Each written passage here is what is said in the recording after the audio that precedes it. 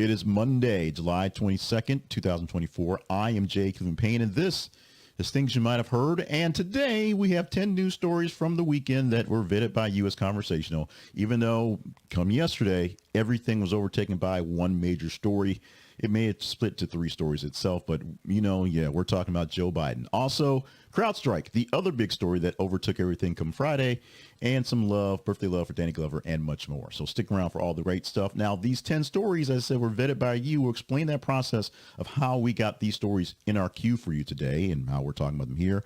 But if you want to go deeper into detail of what we do here at The Conversation Project, go to our website. This is conversationproject.com, or email us whenever you feel the need, the conversation inbox, gmail.com. All the comments, all the good tidings, and some bad ones as well, all were warranted there at our email address. Now, let's get into the news headlines for the day. 10 stories, no particular order as they're being presented, except for narrative version. We'll give you some details on how they got to where they are as we go along. Starting off with headline number one in the queue today. It is the biggest story going on, and it is the most important thing to be going on literally right now in the world as everyone is watching. You see the picture. She's fuzzy in the front foreground, but in the background, it's focused on Joe Biden, who has officially dropped out the 2020 presidential race. Announced his dropping out yesterday in a letter that was posted to the world of social, because, we do things on social media. We read it on Twitter, X, if you will, and he's dropped out officially as the presidential nominee for 2024, going into 25, into 28. That does not mean he's no longer president. He is still sitting alone in his home dealing with COVID issues. We're not sure exactly how severe those are right now, but having the weekend to think about it, and after a full Friday of people saying there's no way he's dropping out on Sunday, he wrote a letter dropping out on Sunday. He has put his full support behind Kamala Harris, his vice president at the moment, to take on the mantle going forward, which means a lot of good things for the Democratic ticket. Number one, they don't have to give all the money they've earned at being Biden-Harris to the donors, because Harris was already there. She just puts her name at the top, adds somebody else to the list, and go forward. Number two, historic. First black Indian woman running for president. First, it's all there. And she'll have a ticket. If she wins, that'll be historic as well. Will she pick another woman? Will she pick Gretchen Whitmer or a Klobuchar to run with her? So a two-tie woman getting it done sort of candidacy. Will she pick a normal vanilla white guy, which she probably will, to be her vice president? We shall see. The questions are just surmounting all over the place in this one, and we'll just have to wait this one out for the days to see how this plays out. Now, let's not forget there's someone else who is a main contender on the Republican side. We're going to go to him next. There was a lot of ink put out this weekend, pixels, if you will, on former President Donald Trump. We had a lot of stories out there. He did his first joint appearance with J.D. Vance. He did some bitching and complaining. He called Zelensky called him and said he's going to wrap this thing up as soon as he's president. But the story we are focusing on here, and there were many different stories to choose from, is the one with the headline that reads, Trump sustained 2-centimeter wide gunshot wound to ear, his former physician says. The former president's physician, Dr. Ronnie Jackson, I'm not sure why he's talking these things up, but he is, says that what happened was in the gunshot wound from last Saturday, a 2-centimeter wide gunshot wound to his ear, which is basically what happened. And because head wounds are mostly because the brain needs so much blood, head wounds are just so vicious. That's where all the blood came from. One tiny nick to his ear, and it was all over. It came about a quarter inch of entering his head. That's pretty close. And that would have been, of course, fatal for Donald Trump. A miracle, as all people are saying what's happening. A CT scan showed that there's literally nothing else but being shot in the ear.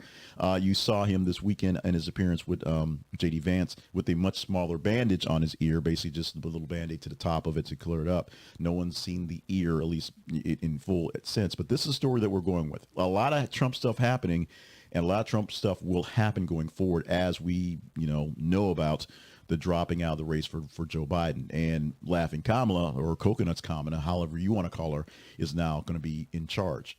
Although she might not be. There's still some contention going back and forth there. But right now, we got the two big guys out. Let's get to the actual biggest story of the weekend, which started on Friday and continues to this morning.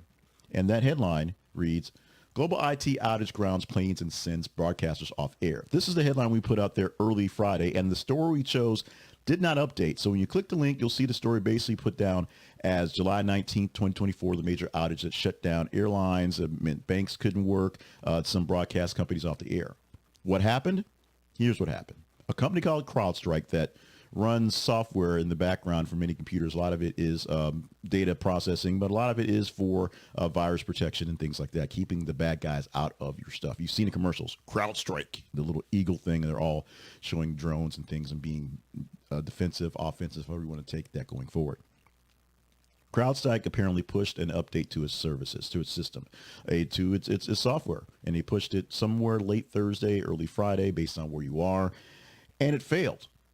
But it failed fantastically, magnificently. It was a massive global outage, where notice first in the in the other hemisphere, where they're already up and just kind of circling the globe until this day. There are many computers that still aren't updated with the CrowdStrike software because we're still seeing flights still delayed because of backup and just computer systems from 4 days ago.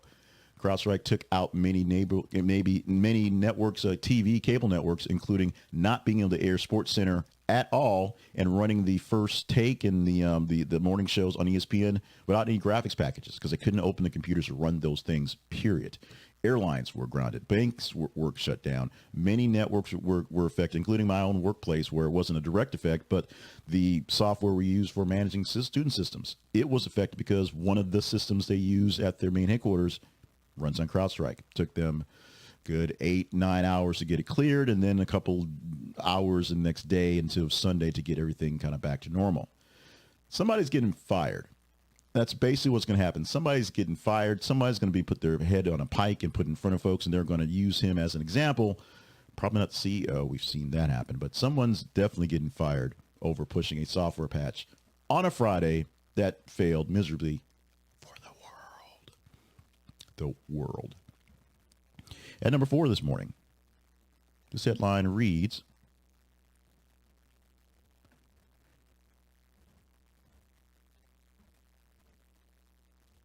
I have the wrong headline. But the headline for the story is the fact that workers at Disneyland have actually authorized a strike. So apparently, before being kind of blown up, I didn't get the headline in there, but the story is here. Disneyland workers in Anaheim, California, have voted to authorize a potential strike amid ongoing contract negotiations. This is Disney World in California, Disneyland in California. I'm sorry, not Disney World in Florida. Make sure we get that straight.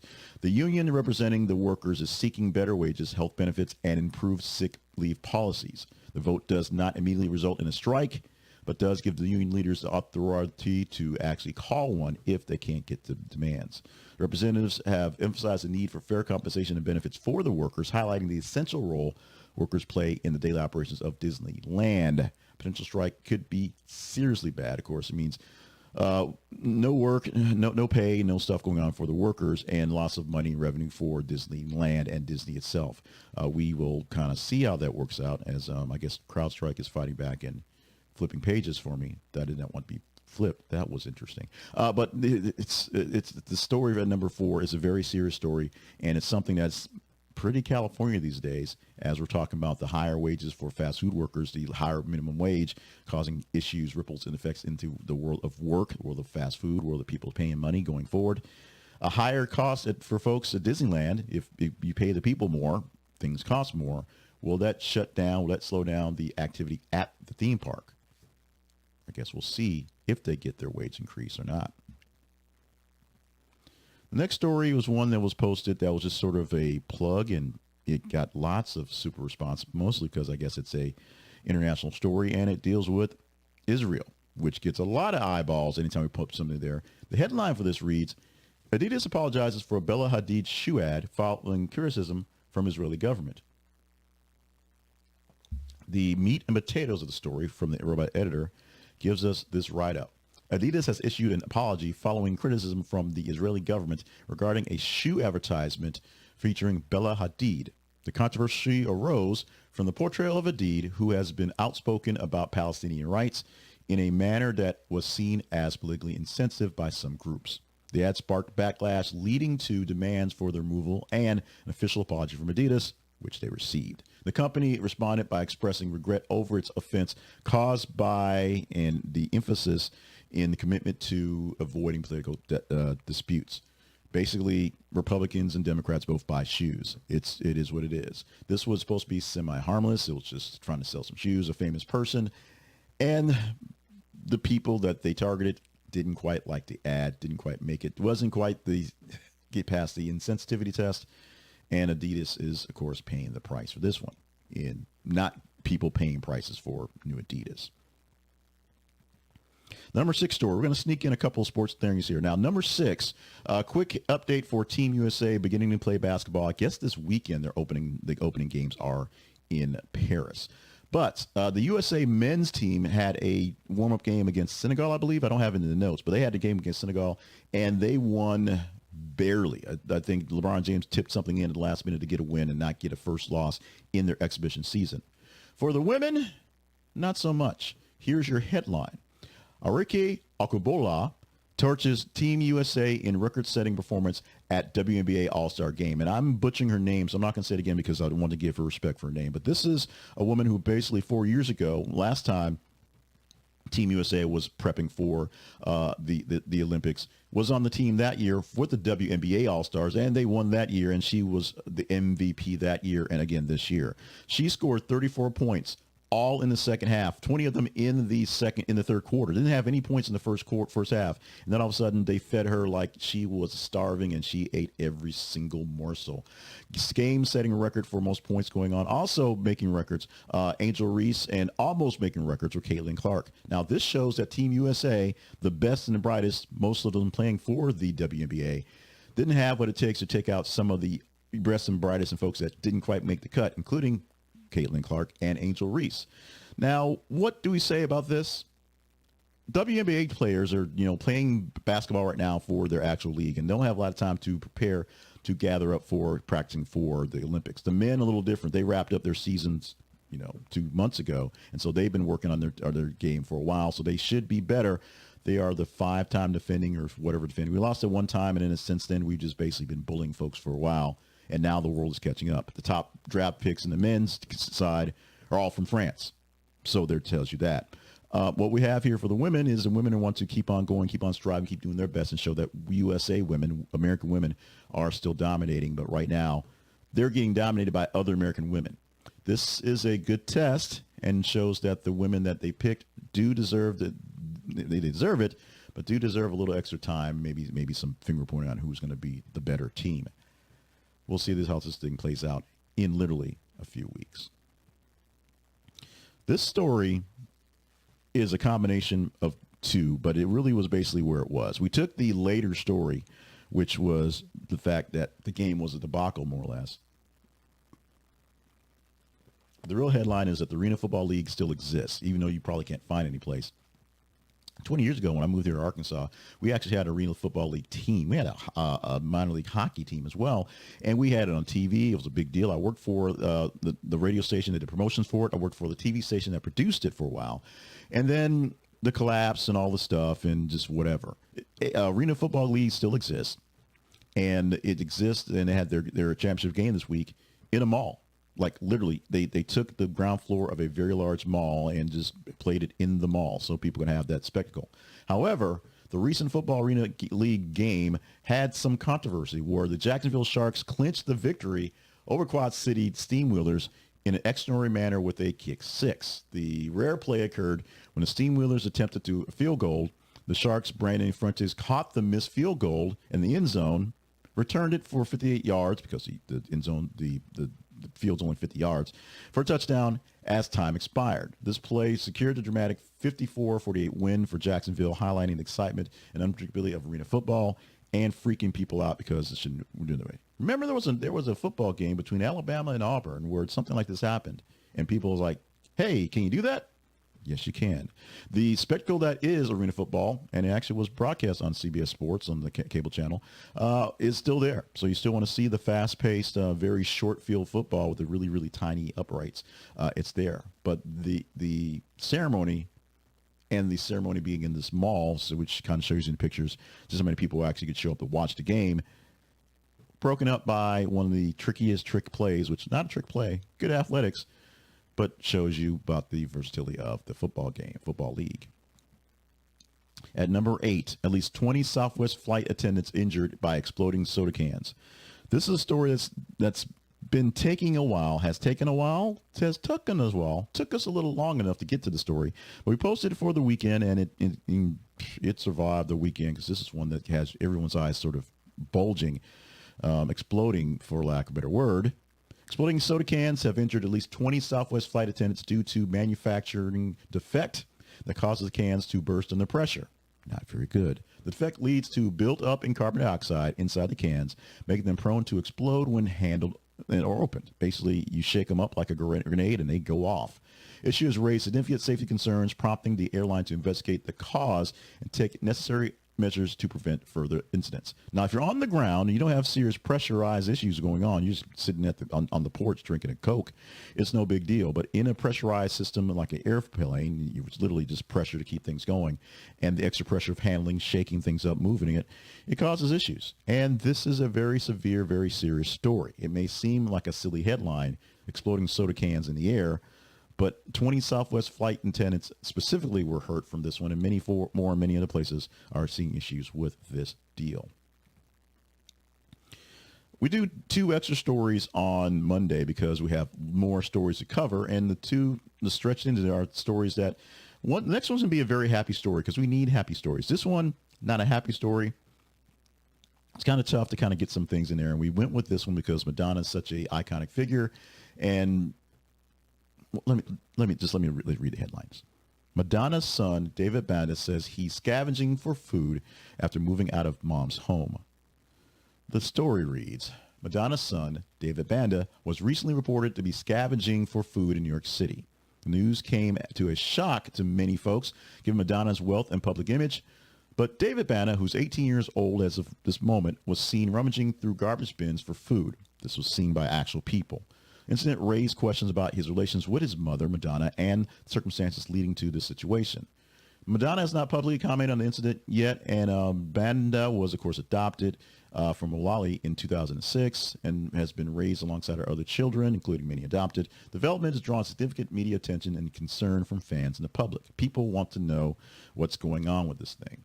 No one really knows. Banda apparently isn't talking, and Madonna not as well. With more scrutiny and, me as a platform bringing this up. Yeah, exactly. More people probably are asking questions about what's going on. Or because Madonna is sort of a fading star right now, they'll still sort of just ignore it, especially since Banda is not a child per se, but 18 years old and dealing with this stuff. And, we don't know the situation of why he's out there and what's going on. But hopefully soon we'll get some sort of answers, because those are the questions that you really want to get some clarity to. We have to wrap this up with something positive because it's been a crazy weekend. It was a crazy week. This year is so. Headline for number 10 this morning. Worker pulls kitten from trash compactor, saves New Jersey cat's life. A recycling worker in Burlington County, New Jersey, discovered a kitten in a recycling bin, potentially saving its life. Mark Moda noticed the kitten just in time, preventing it from being crushed by the truck's compactor blades. Officials reported that the kitten was safely rescued and is now being cared for. Very, very good. We need something positive. We get that. I have said many times, in jest and not in jest, I'm not really a cat person, so cats aren't my thing, but this is something cute, cuddly, and a happy story to wrap up our 10 stories for this morning. Unfortunately, we're out of happy stories because the teaser story is more unhappy.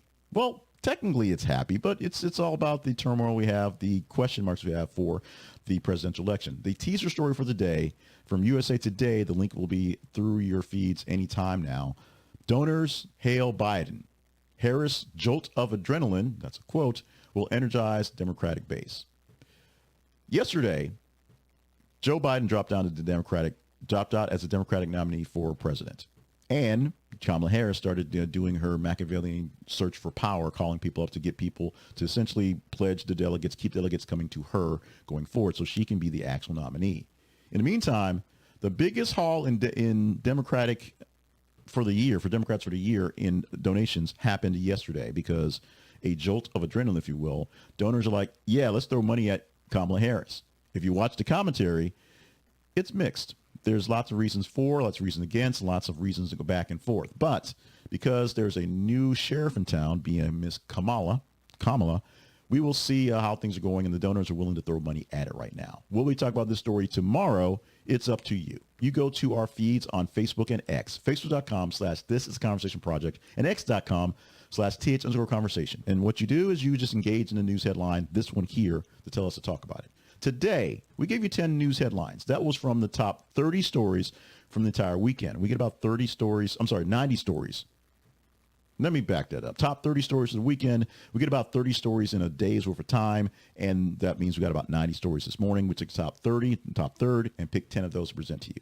Tomorrow, we'll get about 30 stories for Tuesday through Friday. We'll take the top half of those, that's 15 stories, and pull 8 tomorrow. So of the 8 stories we pull tomorrow, we'll talk about the donors being energized, being jolted, being ready to go to throw money at the now Harris whomever ticket.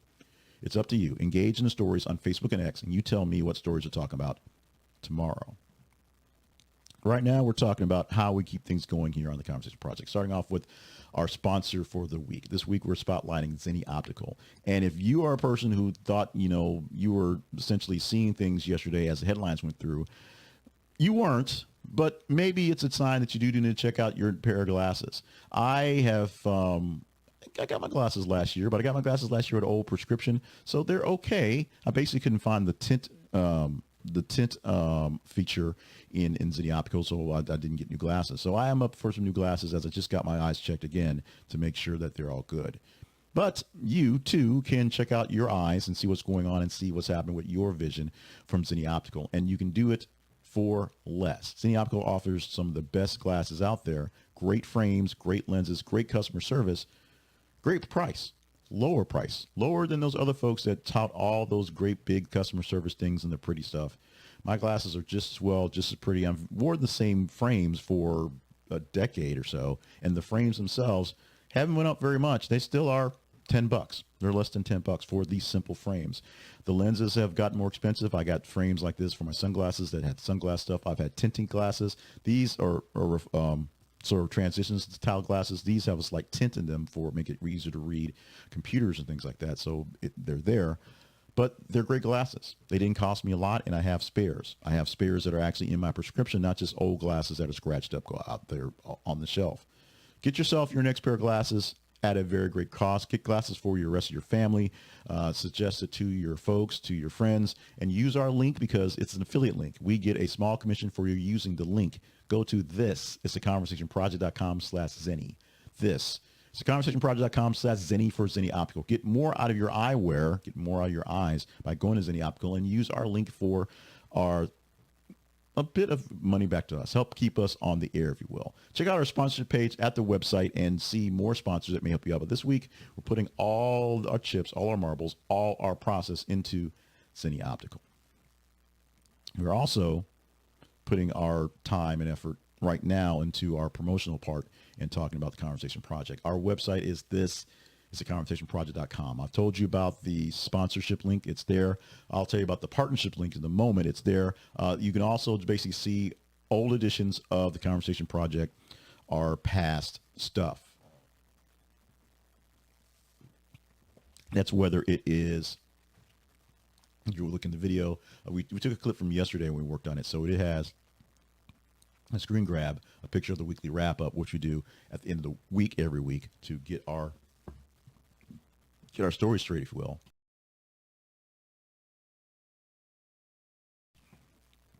Excuse me for that. To get our story straight, we go through the top stories of the week per your engagement and what we picked. But every single day we have the rundown for things you might have heard, and you'll see that there on the website. A link to join our newsletter, so you can just get the link straight to your inbox every single morning. Timing's getting a little issued because we're doing new things and stuff, but we're trying to make sure we're getting in there too. Still about 6:20 in the morning. While the video is, the video stuff is being a bit more complicated as we're not doing the straight live stream. Hopefully you enjoy what you're seeing right now going forward. The partnerships page, as we are working through the issues, Operation Chaos and just life in general, your help is needed. We have partners, people out there that want to directly fund the issues and be a part of the show and essentially be a part of the board of directors, go to our website, click on the partnership link, and see if there's a tier for you to join the board of directors. Go to the sponsorship link and see if there's a sponsor out there that you need that can help pay us with commissions. Go to the links for where we're located in newsletter form, on our email, on TikTok, on YouTube, on Facebook, and find us in the place that you really want to find us. If this is not it, find us there as well.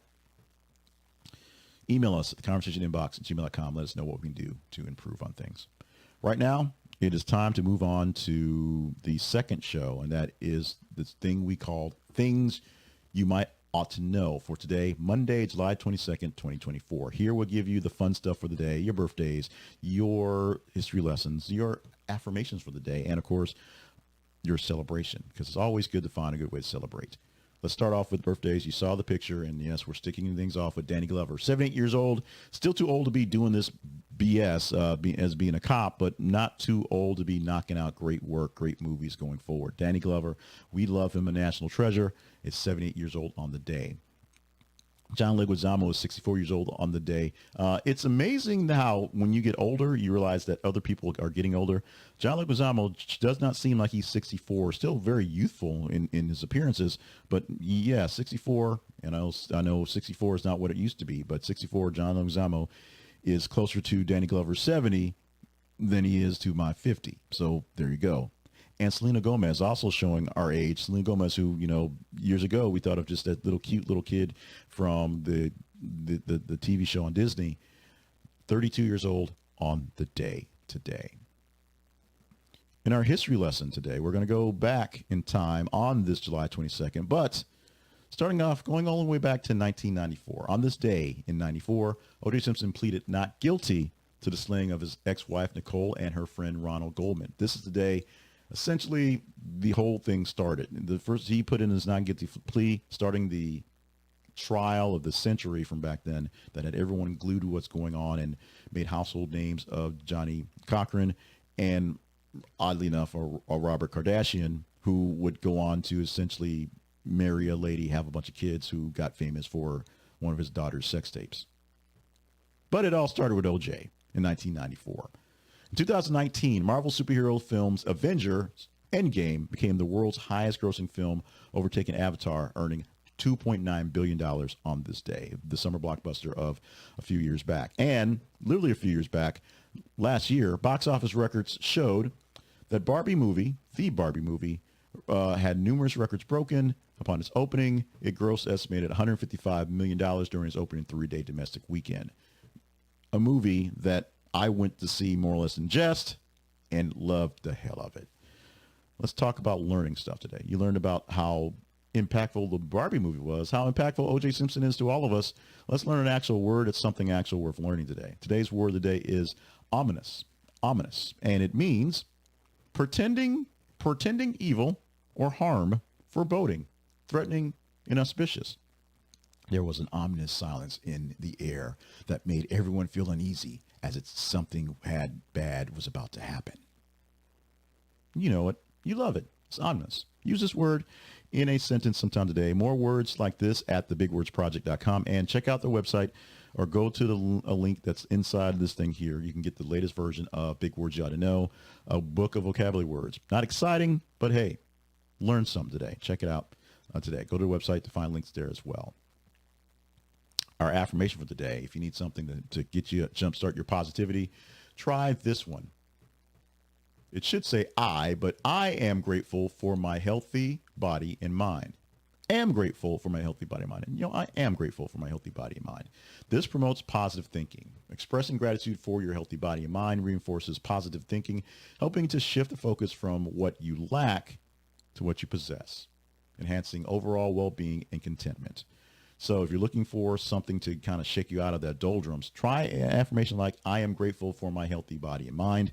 Other affirmations I have for you in a book called Daily Affirmations, 100 Daily Affirmations for Positivity and Confidence. Check it out by going to Amazon, look for 100 Affirmations Pain, or click the link that we have in this broadcast where there's audio, video, and you can see the book and check it out as well.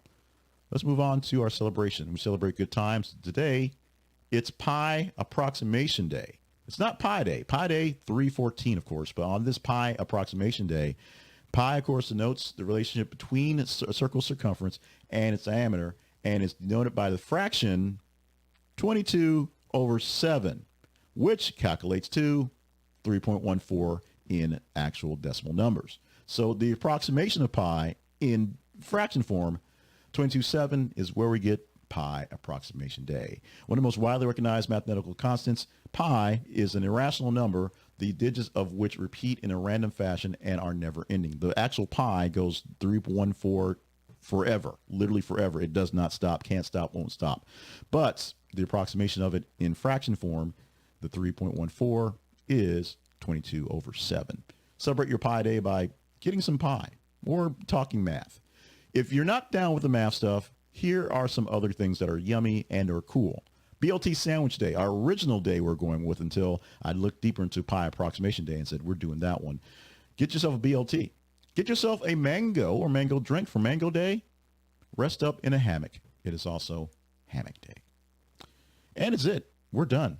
That has been things you might not have heard and things you might not know for this Monday, July 22nd, 2024. I'm still Jay Cleveland Payne. Thank you so much for being a part of the show today. Do you love us? Do you not like us so much? Email us at the conversation inbox at gmail.com, and let us know which side of the fence you are on. Do you want to talk up more Biden, Harris, Trump stuff? You engage in the news stories we put out there every single day by going to our feed. So go there, Facebook and X, and just engage in the stories as you see them. You click the emoji face you want to and read it and share it. The higher engagement score literally tells us what stories we're going to talk about the next day. Consider being a partner. Consider stopping by our sponsorship page. And just consider being a good person. I'm sure you're a great person, but just try to be a little better. Remember, life is great even when life doesn't seem to be all that great. And I love you guys with all my heart. We're going to wrap this thing up for today. We'll see you again tomorrow. 8 stories for tomorrow because it's a shorter window, but 8 stories that you're going to help me pick to talk about for the show. So get to work. Stop by the feeds, see what's going on 24 hours a day, 7 days a week. Every 50 minutes, look for a news article and engage